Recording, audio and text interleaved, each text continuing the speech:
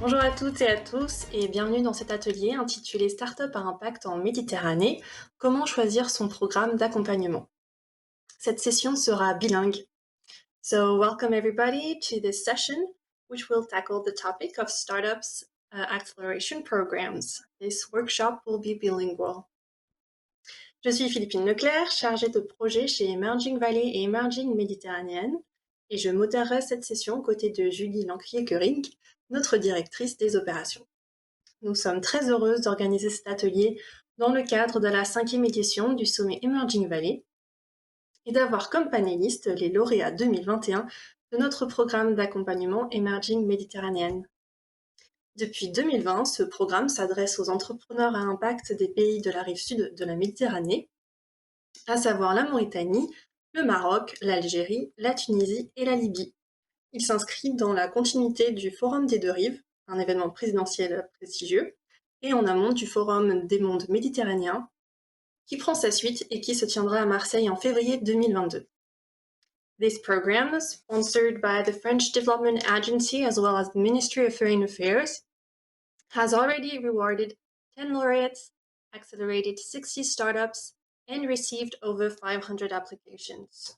This program is made of a call for application, a hybrid bootcamp, and a pitch competition. Our bootcamp is organized every year from Casablanca and lasts 72 hours. During this intense weekend, 30 startups follow a personalized and prestigious training from experts in entrepreneurships. Les gagnants de ce programme bénéficient d'un package qui comporte une entrée dans le prestigieux programme d'accompagnement de l'Agence française de développement, le Social and Inclusive Business Camp, une participation au sommet Emerging Valley et un push de visibilité ainsi qu'une bourse d'amorçage. Our distinguished guests have therefore taken part in 2 acceleration programs only this year and can therefore give us their testimonies about the do's and the don'ts of such acceleration programs. They are also able to give you the best insight and advice for entrepreneurs seeking a support program. Une discussion qui nous paraît essentielle aujourd'hui parce que les programmes d'accompagnement se multiplient et pour autant les besoins côté start-up semblent toujours aussi vastes. Nous aurons d'ailleurs l'honneur de recevoir en note de conclusion Mariam Kam, la directrice de l'innovation du ministère de la Transition digitale, de l'innovation et de la modernisation de l'administration du gouvernement de Mauritanie.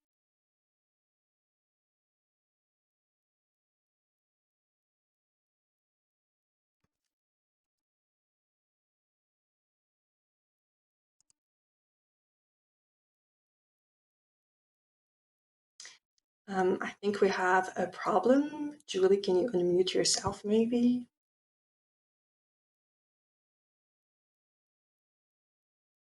Unmuted. Sorry all. Donc merci beaucoup Philippine pour cette introduction. Donc effectivement, nous sommes ravis d'accueillir Mariam Khan en conclusion de ce débat, qui nous fera l'honneur de sa vision d'expert sur ce débat. Mais tout d'abord, place à nos panélistes. Bonjour à tous à nouveau, je suis Julie Lancrier-Görig, la directrice des opérations du sommet Emerging Valley et du programme Emerging Méditerranéenne qui nous réunit aujourd'hui. Donc, je suis ravie de vous retrouver pour aborder aujourd'hui des questions importantes des programmes d'accompagnement, de leurs atouts et de leurs limites. Donc, nous allons commencer par un rapide tour de table pour permettre à tous ceux qui nous regardent depuis Marseille aujourd'hui, mais aussi à travers l'Europe et l'Afrique, de mieux connaître, de mieux vous connaître. Et donc, je vais vous demander en 2 minutes chrono de vous présenter et aussi de nous dire pourquoi vous avez candidaté au final Emerging Méditerranéenne, quelles étaient vos attentes. Donc on va commencer avec nos lauréats francophones. Mama Diagana, vous nous venez de Mauritanie. En quelques mots, est-ce que vous pouvez nous dire qu'est-ce que vous faites aujourd'hui, quel est votre projet et puis surtout pourquoi avoir candidaté au programme Emerging Méditerranéenne?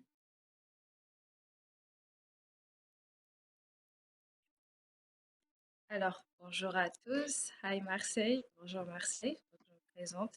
Je suis Mama Diagana, je suis mauritanienne et cofondatrice de Neotic. Donc, Neotic est une solution web et mobile intégrée qui offre une gamme de services complètes en matière d'e-commerce et d'analyse de données.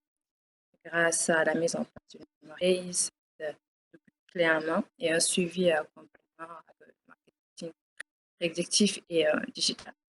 Donc, on a candidaté à Emerging Méditerranée parce qu'on est une très jeune start-up et qui ressentait ce besoin d'être accompagné pour mener à bien sa mission. Donc, voilà. Merci à vous.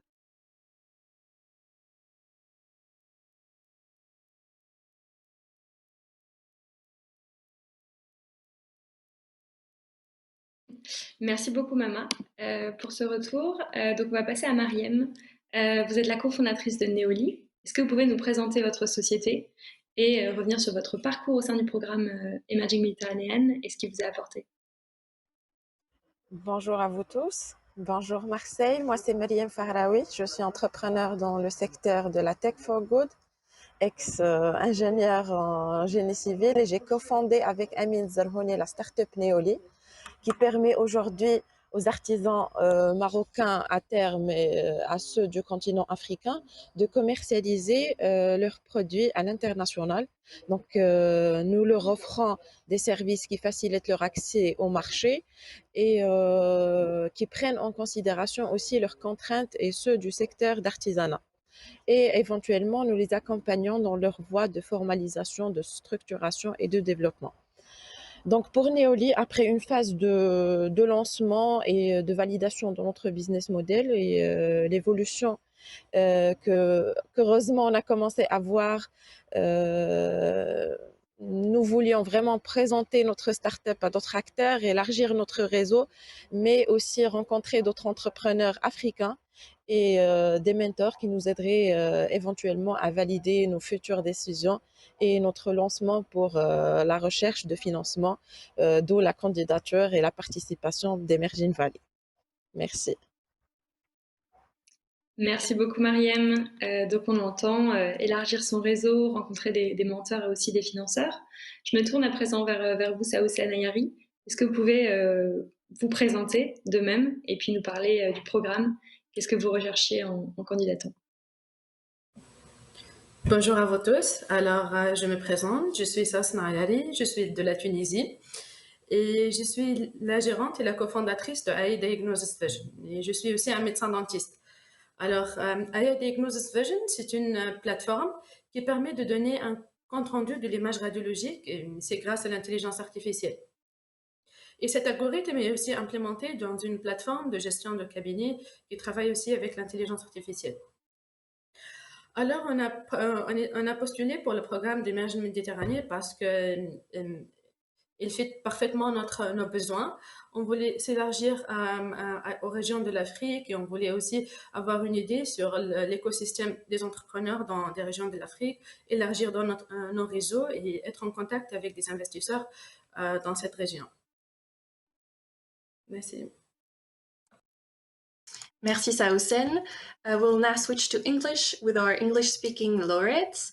And ladies first, with you, Amira from Algeria. Can you please present Mehran Houra, your startup, and tell us why you decided to join the program? What were the assets of the program, according to you? Thank you so much, Emerging. It's such a pleasure to be with you here today in Marseille. So hello, bonjour à tous. Thank you so much for the invitation. My name is Amira Ermal, and I am a social entrepreneur. I started my career with an engineering background in oil and gas company, and then I started my journey in entrepreneurship with my own startup, Mihan Hurra. So Mihan Hurra is a startup that relates people with a professional handyman. We are seeking to provide you with the best network for your any project related to renovation inside your home. So basically, this is our project. We've launched our journey in October 2020, and as soon as we heard of the fifth Emerging Mediterranean competition will start soon, it was very, very good opportunity for us to gain on visibility and also great experience.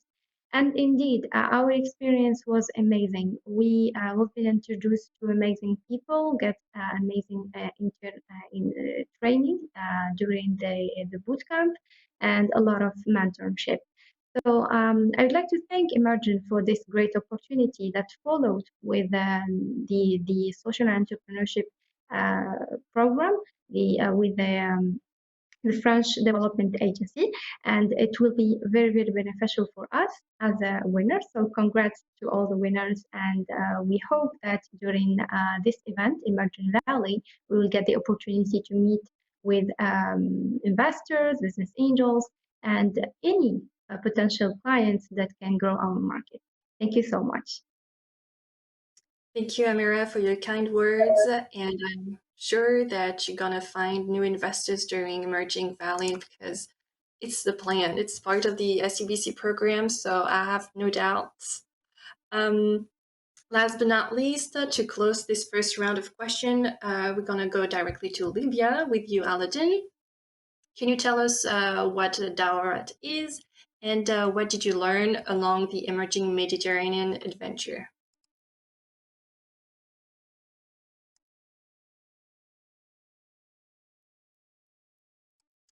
Aladdin, I don't. Yeah, unmute yourself. You unmute. We cannot hear you, Aladdin. No.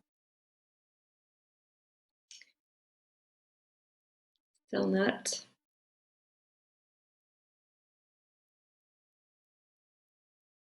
Yes, maybe try with your microphones. Okay, so maybe we'll try to see with the techniques and to switch back to you later. Yes, we'll try with someone else and try to switch to with you later. Thanks.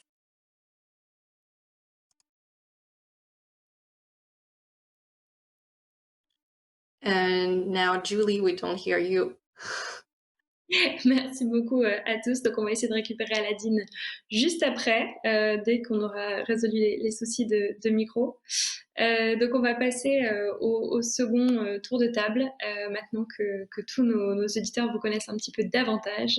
Il vous propose de rentrer dans le vif du sujet, sur les atouts, les limites et les opportunités des programmes d'accompagnement. Mais surtout, l'objectif, c'est de recueillir vos conseils pour les startups méditerranéennes et d'ailleurs, qui nous regardent aujourd'hui et qui hésitent entre un programme d'accompagnement ou un autre, pour les aiguiller un petit peu dans leur choix. Donc, on va commencer ce nouveau tour de table avec vous, Saoussen, pour revenir sur votre expérience au sein du programme Emerging Méditerranéenne. Qu'est-ce que vous avez appris concrètement?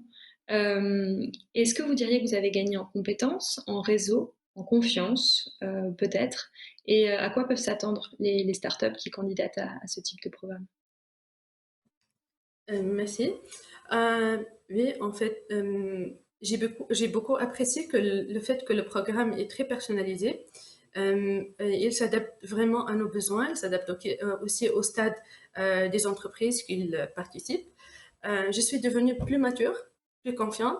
Et en fait, c'est ma deuxième fois parce que l'année dernière, j'étais aussi au programme, mais j'étais pas prête. Cette année, j'ai beaucoup travaillé et au début, les 2 jours étaient très intensifs et très challenging, mais it's very worth it. Alors, je pense que le programme m'a ajouté une très très grande valeur. Que maintenant, j'ai un autre point de vue, comment voir les choses. J'ai beaucoup appris des autres entrepreneurs, les stratégies, les différentes stratégies, le potentiel du marché africain. Et j'ai vraiment apprécié mon mentor, qui il sait vraiment de quoi il parle, et c'est vraiment le perfect match pour notre startup.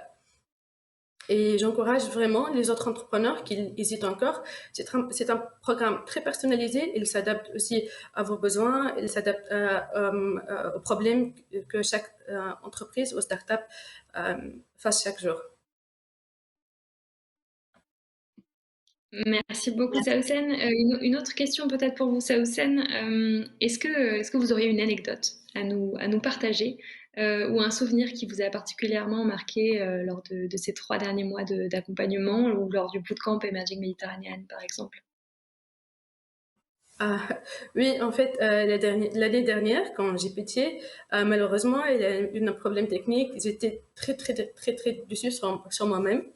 Et j'ai dit, oh, j'ai pensé, OK, l'année prochaine, je dois euh, passer une autre fois en Emerging Méditerranée parce que je pense que c'est un programme très enrichissant et je vois les autres entrepreneurs et le lauréat de l'année prochaine ici sur le marché tunisien qui a une valeur très ajoutée sur le réseau, sur la visibilité, le networking.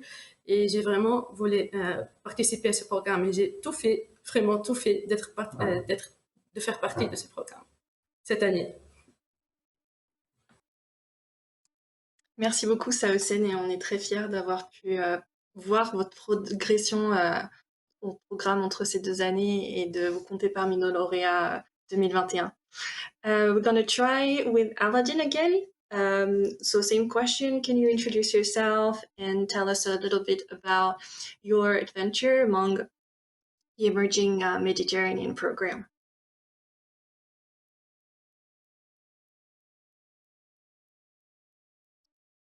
Aladdin, if you hear us, you can go.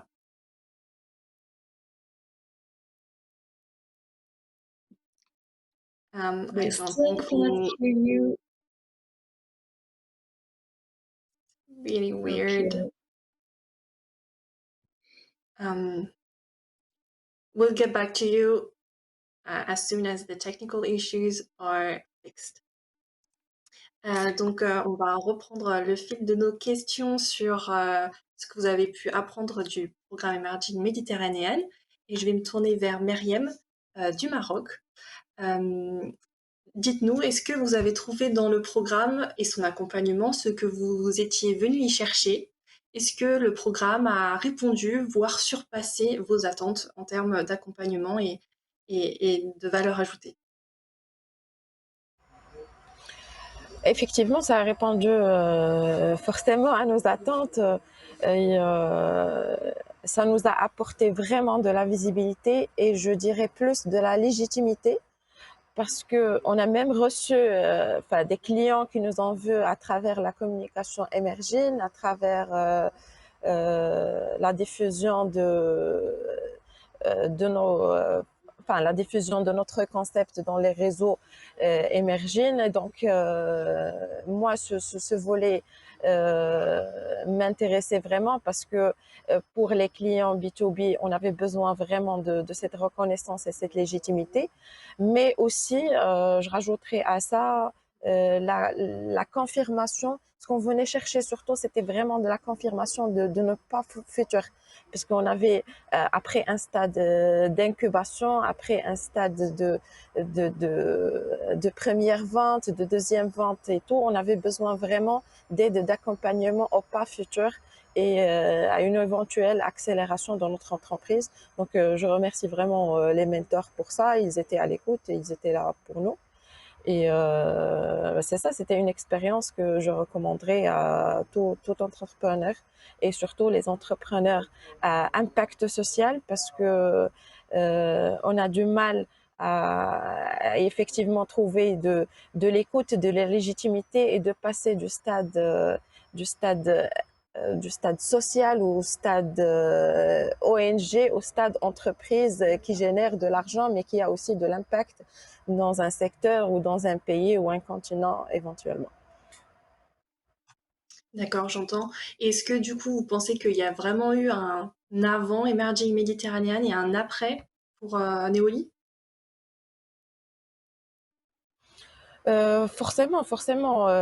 Sinon, je dirais qu'il y a un problème parce qu'il fallait vraiment profiter de cette expérience, profiter de cette nomination et de ce prix pour tracer, comme j'ai dit tout à l'heure, pour lancer un nouveau chemin et évoluer effectivement. Donc oui, forcément, il y a eu un avant et un après.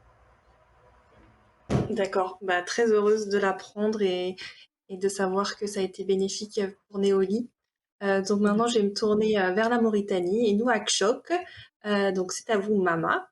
Je vais vous interroger plus particulièrement sur le SIBC, puisqu'en intégrant le programme Emerging Méditerranéenne et en étant nommé lauréate, vous avez pu intégrer le Social et Inclusive Business Camp. Donc c'est un programme partenaire et panafricain qui est une formation pédagogique qui s'étend sur 3 mois. Donc selon vous, qu'est-ce que vous pensez en fait de ce format d'accompagnement sur le moyen terme? Est-ce que cet aspect panafricain, c'est un atout à vos yeux? Voilà, dites-nous un peu ce que vous pensez de ce format qui est différent de celui du programme Emerging Med. D'accord.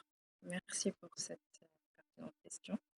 En effet, j'ai eu cette chance de pouvoir.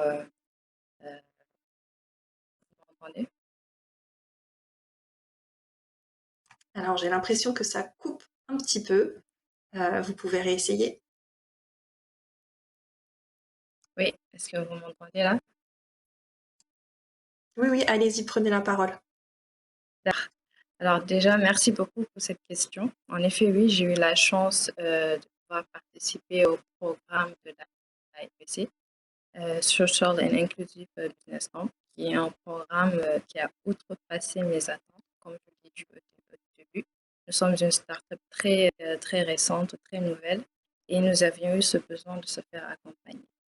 Et je n'ai pas vraiment connaissance de ce programme, qui est en effet la SBC, et de voir toutes les ressources qu'ils nous ont données, tous les mentors qui sont là, les sessions interactives, les sessions de pratique, les équipes que l'on formait, le link qu'il y avait avec les autres entrepreneurs du continent africain m'a fait comprendre à quel point c'était un programme qui avait vraiment besoin et qui m'aidait beaucoup dans mon avancement aussi bien personnel que professionnel pour le bien-être de l'éthique.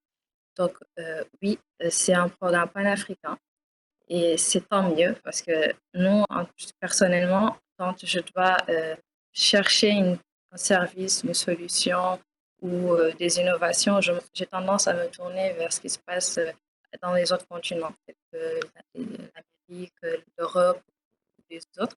Et j'ai pas ce réflexe d'aller voir ce qui se passe juste à côté.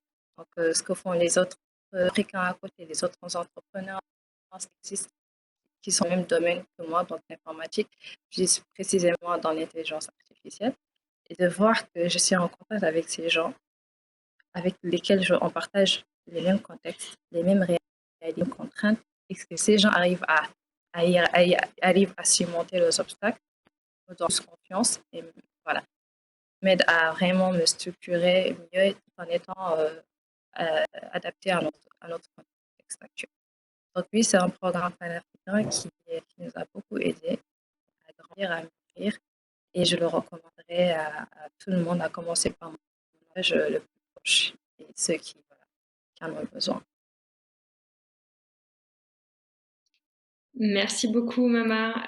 Voilà, quelques petits soucis techniques, c'est les aléas du direct et puis du fait que vous veniez tous de pays très éloignés. On est heureux de vous réunir à travers la Méditerranée et depuis Marseille aujourd'hui. We're going to get back to Aladdin. I think Aladdin is back and the sound is now functioning. So again, Aladdin, can you please describe Dorat, what you do and why did you want to get in the emerging Mediterranean program in the first place? Hello guys, can you finally hear me? Yes. Okay, great. Okay, I fixed it. Aladdin, I'm Aladdin from Libya. I am the CEO and co-founder of Dawad.com. Dawad.com is an e-learning platform that's working on filling the gap and decreasing the distance between teachers and university students. There's a big need for this in Libya and also in other countries because education and investment, the best investment itself is the most important thing. My experiment in Emergent Valley was really helped me to scale my business during the last 6 months from only being in 4 countries to being now in 7 countries. into content. I learned how to scale my business. I met another people who from other countries, other successful entrepreneurs that we learn together and we learn from. And these things really, really helped me, let me say, to put, how to say, to develop my plan for Dawad.com during for the next year, or also next 3 years. And I'm hope to meet everyone in Emerging Valley and also meet investors, be able to try to develop Dawad.com to more and scale it more to other countries. Thank you. Many thanks, Aladdin. Now that you're connected, I'm going to stay with you. Don't go away. So the second question is also directed to you. What would you say are the necessary requirements for any startup program to be a positive experience for entrepreneurs? I mean, what advice would you give to a startup today that is hesitating maybe between two different kind of programs? What components should be there in the program, and what makes the difference according to you? Okay, good. I think what makes a program successful for entrepreneurs and what's really, really helps them is having three components. The first one, having a mentor, and the mentor should be of a startup and the same your startup. This is really important. This is something I really found in Emerging Valley in my mentors. I think the second thing is the program should have fund also for the entrepreneur, because the entrepreneur, if he only learned and he didn't get fund, that won't help him a lot. And I think the second thing is making a relationship with other entrepreneurs from other countries around the globe. So I think these three components, I consider them the most important components in making a program more successful than other program. And this is actually the reason that let me encourage and get into the Emerging Valley, but because it has these three components. My advice to other entrepreneurs actually is to learn as they can. The entrepreneur, or being an entrepreneur, is unstoppable learning journey, and the most important is to find a mentor during your journey. This is really, really, really important. And also, let me say, to have a vision. Having a vision will help you to put a plan, will help you to grab investors, will help you, let me say, to make your journey easier. So I think, yeah, having a great mentor, a learn, and having a vision are the most important thing for every entrepreneur. Thank you very much, Aladdin, for your testimony. I think it's really enriching for all the people who are watching us today. So the final bus stop of our Mediterranean talk ends in Algeria with you, Amira. First, I would like you to have your opinion of the digitalization and the remote classes, because the SEBC is fully remote. Would you say that it's the future of startup programs across the continent? Well, indeed. Actually, when I was hearing all the participants talking about the amazing advantages that we saw during our participation in Emerging Mediterranean and also in the Social and Inclusion Business Camp, I believe one of the key elements that make this program special and amazing, without first, is the well structured. The programs are really well organized, and they have the key elements that the startup needs to really exceed in their work. This is the first point. Second point is the I believe is being resilient. The programs, all we are being remotely joining from different countries, and I believe this will take a lot of hard work to make it happen. And it's been very smooth during the Emerging Mediterranean and also in the Social Inclusion Business Camp. We saw all the teams are really dedicated to help us through this journey, and this make huge impact on us as a candidate, without to forget the facilities they've been providing. So yes, indeed, technology is one of the key elements for the future of the entrepreneurship worldwide, and digitalization will merge in all the fields. We are here today talking in Emerging Mediterranean in five um, main topics that we are really interested in: health, agri-tech, technology for good, climate change, and also mobility, without to forget social inclusion and finance. This is actually, when we talk about the importance of these thematics, actually this make huge impact on our environment in our world in general. So yes, digitalization is really important, and it will take us to another level in innovation. This will minimize time and will get us profits, and will make our process very easy and friendly for users. Thank you very much, Amira. I'm gonna stay with you and ask you for maybe a conclusion remarks. Having heard all of your fellow laureates' comments about the Emerging Mediterranean and Social Inclusive Business Camp programs, what would you recommend for the next cycles of both programs in order for them to improve themselves? Maybe some additional contents, maybe some other topics to be addressed. Well, can you give us your feedbacks of what we can improve? I would say it's just amazing how it is, but we need to improve, I know. But I really like the journey. It's been just amazing. Congrats to all of us, to Alaaddin, to Sausan, Maryam, Mama. Thank you. It's been a pleasure to know you all. Actually, this is one of the takeaways that I'm really appreciate. We've become one united network and become a family of Emerging. This is one of the amazing things that we've gained through this amazing journey. As I told you, I believe resilience is one of the key elements that I think Emerging Mediterranean really succeed to stress on all this period, because the program was really well designed, and the following from the team, it was just amazing.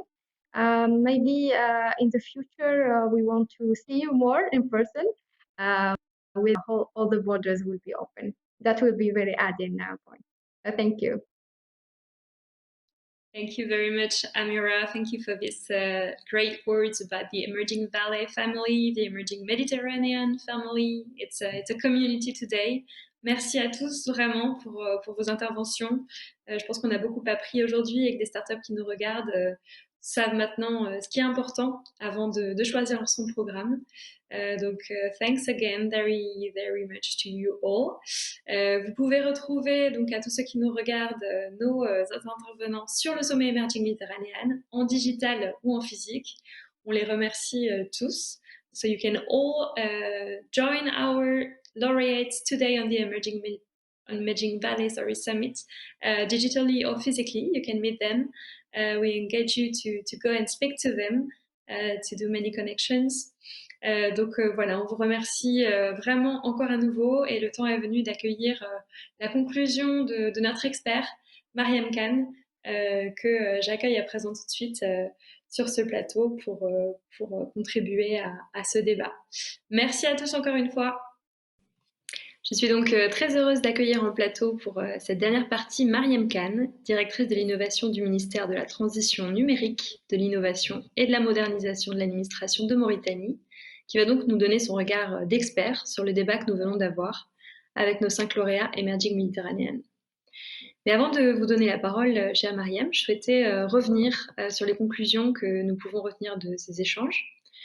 En effet, ce qu'on retiendra, et les conseils finalement que nos lauréats ont donnés aux startups qui nous regardent et qui cherchent les critères les plus pertinents pour choisir leur programme d'accélération, c'est d'abord la rencontre. Rencontrer ses pairs, beaucoup de personnes inspirantes autour des différents programmes, et aussi partager avec les entrepreneurs, c'est beaucoup revenu. Ensuite, on retiendra donc l'accompagnement, forcément, sa qualité surtout. On a beaucoup entendu de la part de nos lauréats le fait d'être accompagnés par les mentors qui étaient très à l'écoute et qui étaient les mêmes aussi, de A à Z tout au long du programme. Beaucoup est revenu aussi le réseau, le fait d'élargir son réseau en Afrique avec le programme et aussi d'élargir son réseau de VC, de pouvoir avoir accès à des financeurs.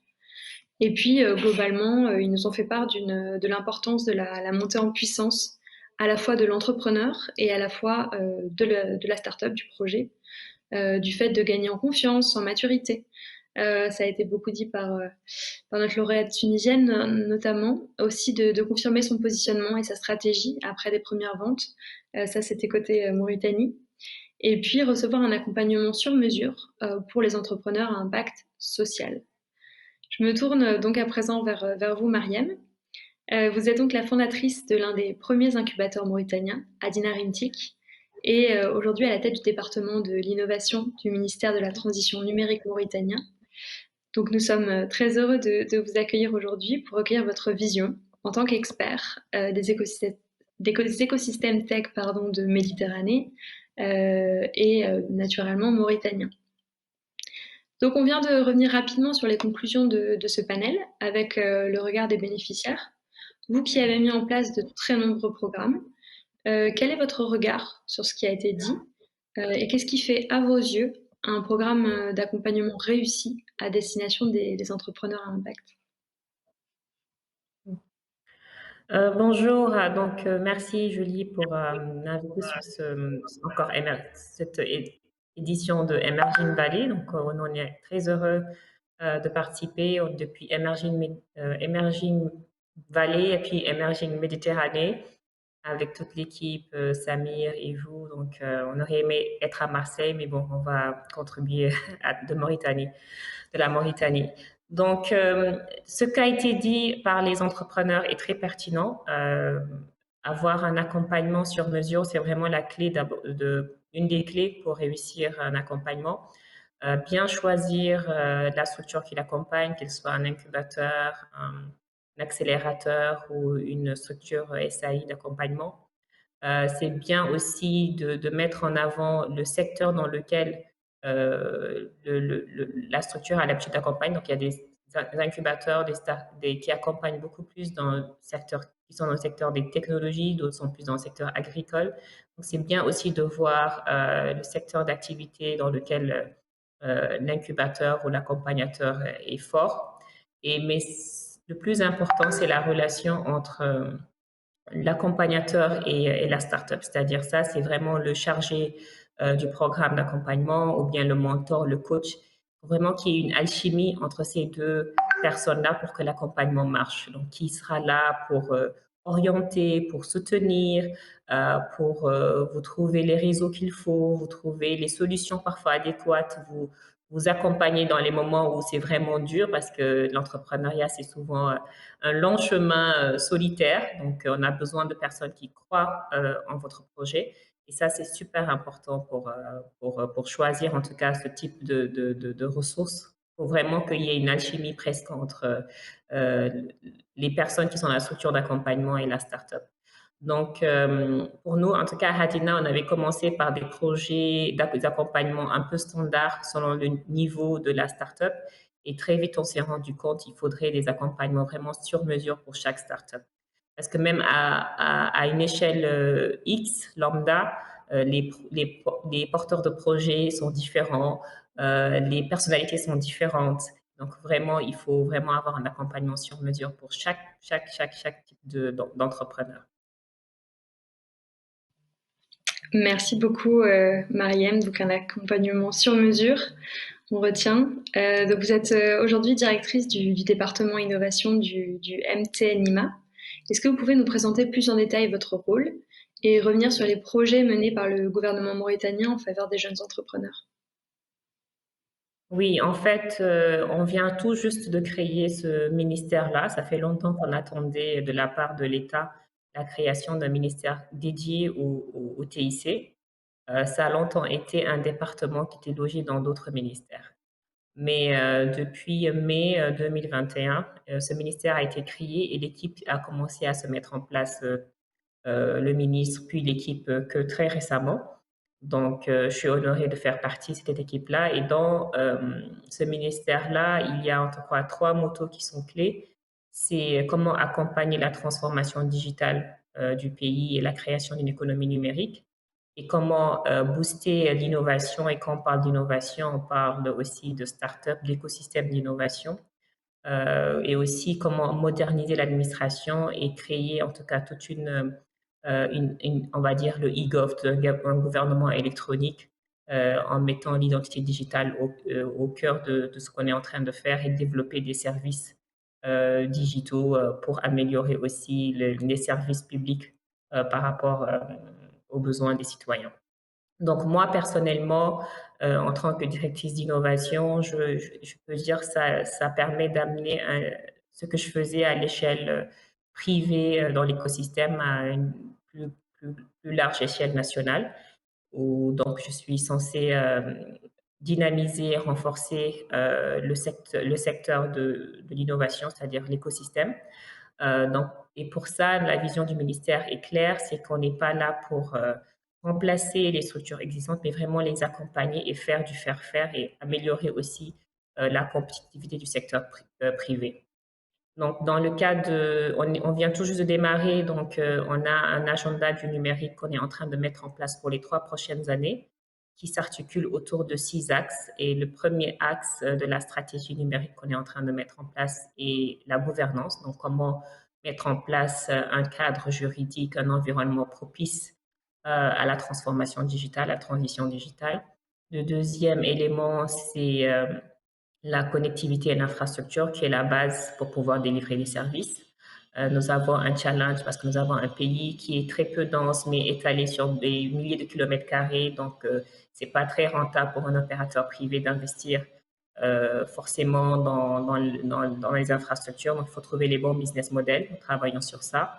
Le troisième axe repose sur l'e-government, j'en ai parlé tout à l'heure, comment améliorer ces services-là. Le quatrième, c'est sur l'innovation, le e-business, comment renforcer l'écosystème, créer des startups, etc. Le cinquième axe, c'est sur comment améliorer la transformation digitale avec une approche sectorielle dans la santé, dans l'éducation, comment délivrer des services digitaux par rapport à ces secteurs. Et le dernier, qui n'est pas le moindre, c'est comment renforcer le capital humain dans les TIC, que ce soit pour les experts, que ce soit pour les enfants, les citoyens lambda, améliorer les compétences numériques des différentes cibles. Et par rapport au projet innovation, en tout cas au programme de l'innovation, nous avons déjà entamé certains projets, notamment la Startup Act. Nous sommes en train de juste d'entamer ce projet-là en partenariat avec les acteurs de l'écosystème, des fondations qui ont l'habitude de travailler pour la mise en place de Startup Act, donc des fondations africaines, et aussi le PNUD qui nous accompagne dans cela. Nous avons aussi un programme de création d'une plateforme Iptica qui va aussi permettre à tous les acteurs d'échanger, de communiquer et d'avoir en tout cas un espace où les gens dialoguent et partagent des informations pour les pour les différents acteurs, incubateurs, startups, entreprises de financement, etc. Et nous avons mené une étude pour la mise en place d'un hub technologique qui va être une structure qui va fédérer les acteurs sur place. Et pas mal d'autres projets de création de fonds d'innovation sont aussi en discussion. Voilà, donc on a un portfolio de projets qu'on est en train d'implémenter petit à petit, qui sera vraiment sur pied à partir de 2022. Donc une feuille de route bien complète, on le voit, et puis un Startup Act aussi dans les cartons. Excellente nouvelle, on va suivre ça de près. Dernière question en guise de conclusion. Adina Rimtik, l'incubateur que vous avez fondé, est un partenaire de longue date de notre programme Emerging Mediterranean. De même, vous l'avez dit, vous êtes souvent venu à Emerging Valley. Et on accueille d'ailleurs cette année le ministre Taleb Ould-Sid Ahmed, qu'on est très heureux d'avoir régulièrement chez nous. Pourquoi est-ce important à vos yeux de soutenir de telles initiatives de par la Mauritanie? Bon, pour nous, c'est très important parce que déjà, on apprend beaucoup aussi en participant aux activités de Emerging Valley. Et c'est aussi un carrefour important pour nous parce qu'on se rend compte que les problématiques qu'on rencontre en Mauritanie sont souvent un peu les mêmes un peu partout. Pas seulement en Afrique, même dans le sud de la Méditerranée et au nord. Et on peut aussi capitaliser sur certaines expériences et aussi parfois certains échecs. Donc ça, c'est en tant que structure d'accompagnement ou même en tant que policy maker, c'est bien d'être dans ce réseau-là. Et deuxième chose qu'on trouve très intéressant, c'est vraiment les formations, je pense le SIBC, le camp que vous faites pour les startups de la Méditerranée sont très intéressantes. Et aussi, il y a tout un lot de partenaires qui est derrière Emerging Valley, notamment l'AFD qui vous soutient, notamment l'AEIP avec qui on a été en relation l'année dernière et avec qui on continue d'interagir et qui nous envoie beaucoup de programmes de soutien à l'entrepreneuriat et avec des programmes vraiment très intéressants pour nous. Et voilà, et donc pour nous vraiment c'est un des rendez-vous vraiment à booker chaque année dans nos dates, aussi bien pour le gouvernement que les incubateurs, que les startups, et on se rend compte qu'il y a une pluridisciplinarité de personnes qui viennent, et c'est rare d'avoir ces rendez-vous-là nord-sud et où chacun amène son expertise, son expérience. Et voilà, donc pour nous, c'est très, très important d'être là. Malheureusement, je n'ai pas pu être à Marseille cette fois-ci parce qu'on a un agenda très, très chargé ici avec la création du ministère. Mais bon, j'espère pouvoir quand même être présente virtuellement avec vous. Merci beaucoup, Mariam, pour ces mots chaleureux. On sera très heureux de vous accueillir les années prochaines. Et puis, de toute façon, vous pouvez vous connecter en digital. C'est la beauté du numérique aujourd'hui. Merci encore beaucoup pour votre témoignage. Un bel éclairage sur le panel qu'on vient d'avoir. Et puis, je remercie à nouveau nos 5 lauréats qui nous ont partagé leur témoignage du terrain. Je clôture ainsi donc ce panel sur les programmes d'accompagnement en Méditerranée. Et merci encore, Mariam, et à tous les lauréats pour votre participation. Être l'agence publique française de coopération technique internationale, c'est agir en faveur du développement ici et là-bas. C'est mettre en œuvre des projets efficaces pour renforcer durablement les politiques publiques en inscrivant notre action au sein du groupe Agence française de développement. C'est également avoir une vision long terme et inscrire le développement durable au cœur de ses missions. Face aux enjeux actuels, Expertise France se renouvelle perpétuellement pour œuvrer avec ses partenaires à la construction d'un monde durable et solidaire. Être un acteur à l'écoute, c'est mobiliser l'expertise publique et privée, en lien avec les priorités françaises et européennes en matière d'accompagnement au développement. C'est aussi avoir la capacité d'assembler les savoir-faire et les expertises en misant sur un dialogue durable entre partenaires et en co-construisant les solutions innovantes et adaptées aux besoins de chaque pays. Être agile, c'est pouvoir intervenir rapidement malgré les instabilités. C'est aussi s'adapter, se renouveler et construire une approche globale pour une compréhension de l'ensemble des sujets et une action sur mesure.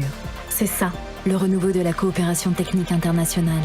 Faire dialoguer les expertises communes et propres à chaque pays pour apprendre les uns des autres et faire de l'enrichissement mutuel la clé de solutions concrètes. Capitaliser sur le dialogue et l'échange, c'est s'assurer un avenir durable pour un monde en commun plus sûr. Expertise France, des savoir-faire en commun.